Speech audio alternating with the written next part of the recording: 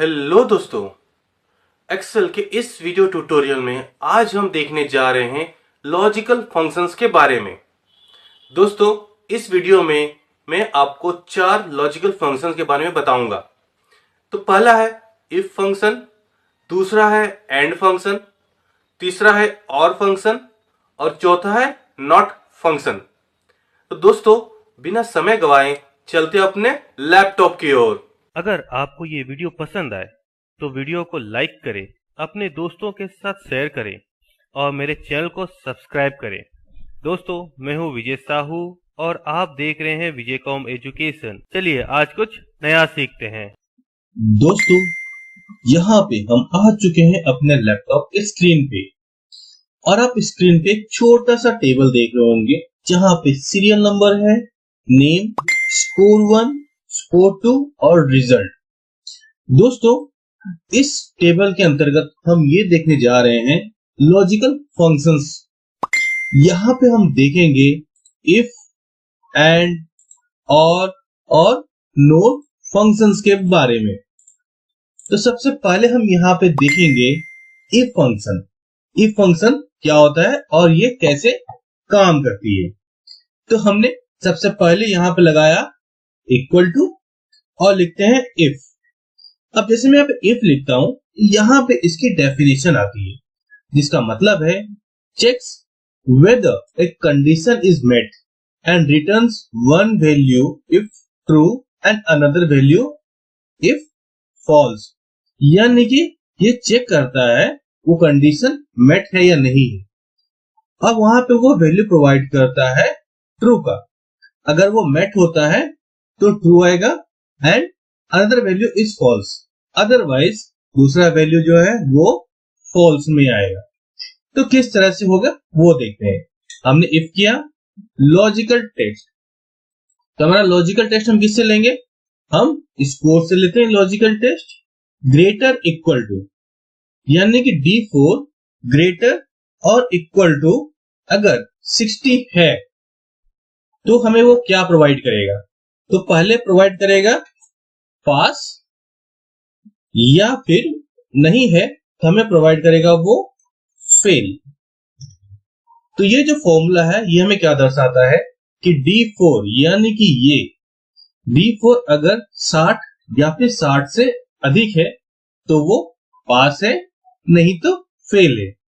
अब जैसे मैं यहाँ पे इंटर प्रेस करूंगा तो बूम गाइस, आप देख रहे यहाँ पे पास आया है। क्यों? क्योंकि 98 जो वो 60 से अधिक है। अब यहाँ पे मैं इसको ड्रैग करके नीचे लेके आता हूं, तब दोस्तों देख सकते हैं सब में पास है, ये 3 फेल है। क्यों? क्योंकि यहाँ पे 52 है जो 60 से कम है, फिर 45 ये भी 60 से कम है और 58 ये भी 60 से कम। अगर मैं इनमें से किसी को भी चेंज करता हूं तो ये ऑटोमेटिक चेंज हो जाएगा। जैसे कि ये हमारा 65, मैं इसे 59 करता हूं और जैसे इंटर प्रेस करूंगा तो बूम गाइस, आप देख रहे ये फेल हो गया। यहाँ पे अगर मैं ये 60 करके जैसे इंटर प्रेस करूंगा तो बूम गाइस, देख रहे ये हमारा पास आ चुका है। इस तरह से हम इफ का इस्तेमाल करते हैं, कंडीशन मेट करवाते हैं, क्या वो पास है या फेल है, ठीक है, सही है या फिर गलत है। ये हमारा हुआ एक क्राइटेरिया लॉजिकल फंक्शन का। दूसरा क्राइटेरिया है एंड के लिए। तो एंड में क्या होता है? हम लगाएंगे इक्वल टू, लिखेंगे एंड। अब एंड में यहां पे क्या है?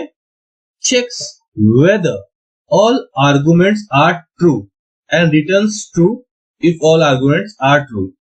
यहां पे एंड का मतलब होता है कि ये चेक करता है कि हर एक आर्गुमेंट ट्रू होनी चाहिए। अगर ट्रू है तो रिटर्न में क्या करेगा? ट्रू ही करेगा, फॉल्स नहीं करेगा। तो कैसे होगा? हमने यहां पे एंड किया लॉजिकल 1, तो यह है हमारा लॉजिकल 1 में हम आ गए। ग्रेटर इक्वल टू हमने यहां पे 60 कर दिया। फिर लॉजिकल 2, लॉजिकल 2 में हम आ गए स्कोर 2 में।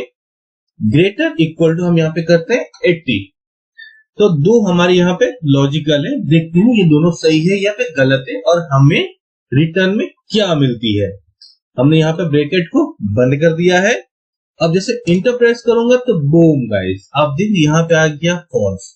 अब मैं इसको नीचे तक ड्रैग करता हूं तो ये देखो जहां फॉल्स आ गए एक जगह पे है ट्रू, बाकी सब में फॉल्स। अब यहाँ पे ट्रू क्यों है वो देखते हैं।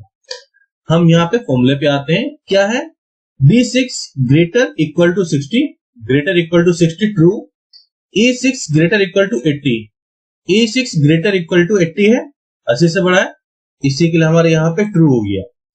अब यहाँ पे आप देख रहे हैं इन दोनों में से जो हमारा B4 और E4 60 और 80 है, यहाँ पे दोनों में से एक न एक जो है वो क्राइटेरिया को फुलफिल नहीं करता है, स्कोर 1 से और स्कोर 2 से, इसकी वजह से हमें मिला है फॉल्स। अगर हम यहाँ पे 58 की जगह पे 90 कर देते हैं और जिसमें पे इंटर प्रेस करूंगा तो बूम गाइस यहाँ पे ट्रू हो गया। क्यों? क्योंकि अब ये 60 से बड़ा है और ये 80 से बड़ा है। तो इस तरह से एंड फंक्शन, लॉजिकल फंक्शन जो है वो काम करता है, जहां पे हर एक पैरामीटर जो है ट्रू होनी चाहिए। ये हो गया हमारा दूसरा। अब हम देखेंगे और फंक्शंस के बारे में, और फंक्शंस किस तरह से काम करता है। इक्वल टू लगाएंगे और अब यहां पे क्या बोल रहा है, checks whether any of the argument are true, checks whether any of the argument, यानी कि कोई भी आर्गुमेंट ट्रू हो तो वो हमें क्या प्रोवाइड करेगा, ट्रू और फॉल्स। कोई भी अगर एक आर्गुमेंट फॉल्स है ट्रू है तो हमें ट्रू और फॉल्स वो प्रोवाइड करेगा। Returns false if all arguments are false, और वो सिर्फ उसी वक्त सारे आर्गुमेंट्स अगर फॉल्स होते हैं तो हमें वो फॉल्स प्रोवाइड करेगा। यानी कि दोनों में से अगर कोई भी एक फॉल्स है तो हमें ट्रू या फॉल्स देगा, सारे आर्गुमेंट अगर फॉल्स है तो हमारे पास वो फॉल्स आएगा। चलिए देखते हैं कैसे काम करता है। हमने यहाँ पे और लेके आ गए, लॉजिकल वन हमारा वही D4 ग्रेटर इक्वल टू 60 कर लेंगे और E4 ग्रेटर इक्वल टू 80। ये हो गया और के लिए, ब्रैकेट को बंद करके जैसे मैं इंटर प्रेस करूंगा तो बूम गाइस, आप देखिए यहां पे आ चुका है ट्रू। अब मैं इसको नीचे ड्रैग कर देता हूं तो हमारे सब में ट्रू है, एक में फॉल्स है। अब फॉल्स क्यों है चलिए देखते हैं।